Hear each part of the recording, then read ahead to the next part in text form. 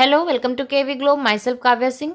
आज की क्लास में हम 6 फरवरी 2023 का करंट अफेयर डिस्कस करेंगे और आज की क्लास के जो इनसाइट टॉपिक हैं वो देख लीजिए। पहले अडानी इंटरप्राइजेस के शेयर, अंतर्राष्ट्रीय मानव बंधुत्व दिवस, यायायोत्सव पहला जैव विविधता स्थल, 2023-24 में अनुमानित आर्थिक विकास दर, भारत के सर्वोच्च न्यायालय के न्यायाधीशों की स्वीकृत संख्या, पाम ऑयल की खेती और प्रसंस्करण हेतु आशय पत्र पर हस्ताक्षर, real time source apportionment supersite, initiative on critical and emerging technologies. इन सारे टॉपिक से रिलेटेड जितने भी इंपॉर्टेंट क्वेश्चंस बनते हैं एग्जाम के लिए सारे कवर किए गए हैं, इसलिए ध्यान से आप लोग पूरी क्लास देखिए। जो भी लोग किसी भी एग्जाम के लिए प्रिपेयर कर रहे हैं उन सबके लिए मोस्ट इंपॉर्टेंट क्वेश्चंस हैं। क्लास स्टार्ट करने से पहले आपके लिए एक क्वेश्चन है जिसका आंसर आप लोगों को कमेंट बॉक्स में कमेंट करके देना है।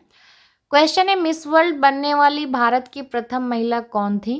तो भारत की प्रथम महिला का नाम बताना है जो सबसे पहले मिस वर्ल्ड बनी थी भारत से। सही आंसर आप लोग कमेंट बॉक्स में कमेंट करके बताइए, क्लास के एंड में डिस्कस करेंगे आंसर। और मैं आपको डेली बताती हूँ कि हिस्ट्री की जो सीरीज है मॉडर्न हिस्ट्री की भारतीय राष्ट्रीय आंदोलन की, वो कंटिन्यू है हमारे चैनल पे। 2 क्लासेस अपलोड भी हो चुकी हैं, चौरी चौरा कांड और दांडी मार्च की। ये डिटेल एक्सप्लेनेशन के साथ जो MCQs है, क्वेश्चन जो पूछे जाते हैं एग्जाम में, उनको अलग से कवर किए गए हैं। तो लिंक नीचे डिस्क्रिप्शन में दिया हुआ है, वहां जाकर जरूर देखिए। स्टार्ट करते हैं आज की क्लास। पहला क्वेश्चन है, अडानी इंटरप्राइजेस शेयरों को किस देश के सूचकांकों से हटाया गया है? तो जो अडानी इंटरप्राइज के शेयर हैं तो ये जो है अभी हटाए गए हैं सूचकांक से, अमेरिका के सूचकांक से हटाए गए हैं। सही आंसर है option A. Adani enterprises Adani समूह की फ्लैगशिप कंपनी है। डाउ जोन्स सस्टेनेबिलिटी इंडेक्स से इसे हटाने का फैसला लिया गया है। 7 फरवरी 2023 से अडानी इंटरप्राइजेज इस इंडेक्स में ट्रेंड नहीं करेगा। अमेरिकी शेयर बाजार ने अपने इंडेक्स में इस बदलाव को किए जाने की जानकारी दी है और कहा गया है कि अडानी इंटरप्राइजेज को स्टॉक में जो है हेरफेर और अकाउंटिंग फ्रॉड के आरोपों का विश्लेषण करने के बाद इंडेक्स से हटाया जाएगा।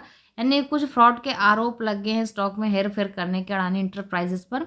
ये जब क्लियर हो जाएगा तब हटाए जाएंगे। अडानी इंटरप्राइजेस के साथ ही हिंडनबर्ग रिसर्च की एक रिपोर्ट भी सुर्खियों में है जिसमें टैक्स हेवन का जो है मिसयूज का आरोप लगाया गया है और जो 7 लिस्टेड कंपनीज हैं इनके लोन और वैल्यूएशन के बारे में भी चिंता व्यक्त की गई है। नेक्स्ट क्वेश्चन है, प्रतिवर्ष अंतर्राष्ट्रीय मानव बंधुत्व दिवस कब मनाया जाता है? तो ये जो अंतर्राष्ट्रीय मानव बंधुत्व दिवस है ये हर साल मनाया जाता है और ये मनाया जाता है 4 फरवरी को। सही आंसर हो जाएगा ऑप्शन ए। ये 4 फरवरी को दुनिया भर में मनाया जाता है, जो इसका उद्देश्य लोगों को शिक्षित करना है। सहिष्णुता, बहुलवादी परंपरा, आपसी सम्मान और धर्मों और विश्वासों की विविधता मानव बंधुत्व को बढ़ावा देती है। इन सब चीज़ों के बारे में लोगों को जागरूक करने के लिए हर साल इंटरनेशनल ह्यूमन फ्रेटर्निटी डे मनाया जाता है। नेक्स्ट क्वेश्चन है, हाल ही में यायायोत्सव को किस राज्य का पहला जैव विविधता स्थल बनाया जाएगा? तो ये जो यायोत्सव है ये भारत का पहला जैव विविधता स्थल बनेगा और ये है लद्दाख में। सही आंसर हो जाएगा ऑप्शन ए। जिसे ये यायोत्सव है जिसे 4820 मीटर की ऊंचाई पर स्थित अपनी खूबसूरत झील के लिए पक्षियों के स्वर्ग के रूप में इसे जाना जाता है। इसको लद्दाख की पहली जैव विविधता विरासत स्थल के रूप में प्रस्तावित किया गया है। लद्दाख का पहला जैव विविधता जो है विरासत स्थल बनेगा ये जो यायोत्सव है साइट का लगभग 60 वर्ग किलोमीटर का क्षेत्र होगा जिसमें झील का वाटर शेड भी शामिल होगा। ये लद्दाख की सबसे खूबसूरत झीलों में से एक है। जैव विविधता प्रबंधन समिति चुमाथांग गांव की पंचायत सुरक्षित हिमालय परियोजना के साथ हाल ही में जैविक विविधता अधिनियम के तहत यायोत्सव को लद्दाख का पहला BHS घोषित करने का संकल्प लिया है। नेक्स्ट क्वेश्चन है, हाल ही में पतंजलि फूड्स लिमिटेड ने पाम ऑयल की खेती और प्रसंस्करण के हेतु किस राज्य के साथ आशय पत्र पर हस्ताक्षर किए हैं? तो ये है नागालैंड। सही आंसर हो जाएगा ऑप्शन डी।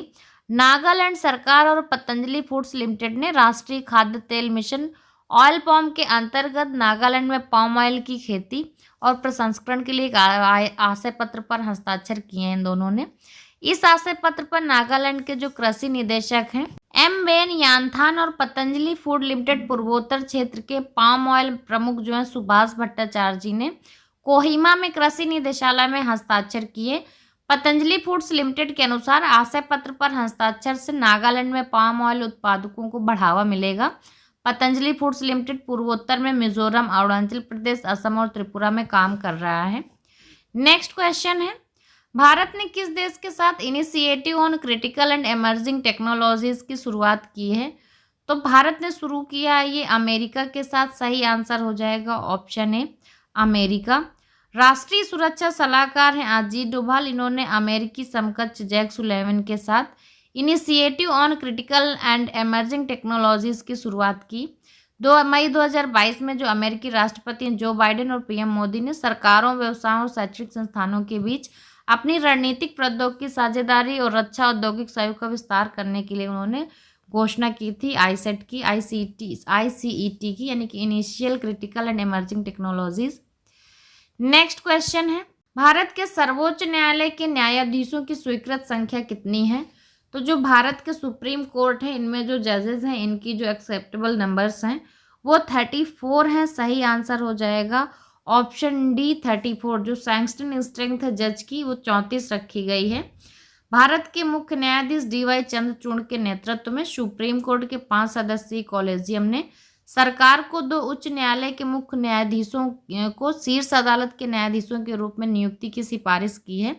सुप्रीम कोर्ट में अब 7 रिक्तियां यानी कि 7 वैकेंसीज हैं, जबकि इसकी स्वीकृत न्यायिक शक्ति जो है 34 है, 34। नेक्स्ट क्वेश्चन है, आर्थिक सर्वेक्षण के अनुसार 2023-24 में अनुमानित आर्थिक विकास दर कितनी है? तो जो आर्थिक सर्वेक्षण के अनुसार 23-24 में अनुमानित आर्थिक विकास है ये 6.5% है। सही आंसर हो जाएगा ऑप्शन ए। मुख्य आर्थिक सलाहकार है डॉक्टर वी आनंद नागेश्वरन। इन्होंने कहा है कि 2023-24 में भारतीय अर्थव्यवस्था के 6.5% की दर से बढ़ने की उम्मीद है। विकास की सीमा 6 से 6.8% के बीच अनुमानित है, जबकि भारत की 2025-26 तक $5 ट्रिलियन की अर्थव्यवस्था बनने की उम्मीद है। आईएमएफ ने अपने विश्व आर्थिक आउटलुक अपडेट में चालू वित्त वर्ष के लिए भारत के सकल घरेलू उत्पाद के जो पूर्वानुमान है उसको 6.8% पर बनाए रखा है। नेक्स्ट क्वेश्चन है, किस राज्य केंद्र शासित प्रदेश ने प्रदूषण से निपटने के लिए real time source apportionment super site launch की है? तो ये लॉन्च की नई दिल्ली ने। सही आंसर हो जाएगा ऑप्शन बी। दिल्ली के जो मुख्यमंत्री हैं अरविंद केजरीवाल हैं, इन्होंने रियल टाइम सोर्स अपॉर्चनमेंट जो सुपर साइट है लॉन्च किया है। ये दिल्ली प्रदूषण नियंत्रण समिति, आईआईटी दिल्ली, आईआईटी कानपुर और टेहरी का एक संयुक्त उद्यम है। सुपर साइट हर घंटे के आधार पर प्रदूषण के स्रोतों का विवरण शेयर करेगी और साथ ही अगले 3 दिनों के लिए पूर्वानुमान भी देगी। पर आवर के बेस पे जो प्रदूषण के सोर्सेज है उनका विवरण साझा करेगी सुपर साइट, और साथ ही जो आगे के 3 दिन के लिए पूर्वानुमान होगा वो भी जो है साझा करेगा। क्लास के स्टार्टिंग में आपसे क्वेश्चन पूछा था कि मिस वर्ल्ड बनने वाली भारत की प्रथम महिला कौन थी? तो इसमें आपको कंफ्यूज नहीं होना है। मिस वर्ल्ड बनने वाली भारत की प्रथम महिला सुष्मिता सेन नहीं थी, ये थी कुमारी रीता फारिया। सही आंसर हो जाएगा ऑप्शन बी, कुमारी रीता फारिया। कल की क्लास के एंड में आपसे क्वेश्चन पूछा था कि 10,000 नए एमएसएमई पंजीकृत करने वाला पहला जिला कौन सा बना है भारत का? तो सही आंसर था इसका ऑप्शन है एर्नाकुलम। एर्नाकुलम ये केरल का एक जिला है जो 10,000 नए एमएसएमई पंजीकृत करने वाला पहला जिला बना है। और इस क्वेश्चन का सही आंसर दिया है ममता प्रधान और मुकेश प्रजापति जी ने। आज का क्वेश्चन है आपके लिए, कौन सी राज्य सरकार हाल ही में इथेनॉल उत्पादन के लिए डेनमार्क के साथ साझेदारी करेगी? तो इसका सही आंसर आप लोग कमेंट बॉक्स में कमेंट करके बताइए। और क्लास से रिलेटेड अगर कोई सजेशंस हैं तो प्लीज़ कमेंट बॉक्स में वो भी ज़रूर कमेंट करके बताइए। और क्लास को ज़्यादा से ज़्यादा लाइक शेयर करना ना भूलिए। क्लास को ज़्यादा से ज़्यादा शेयर करते जाइए आप लोग। जो लोग चैनल पर पहली बार आते हैं तो चैनल को सब्सक्राइब करके बेल आइकन ज़रूर दबाएं, जिससे आगे आने वाली क्लासेस आपको ईजिली मिलेंगी। And thanks for watching.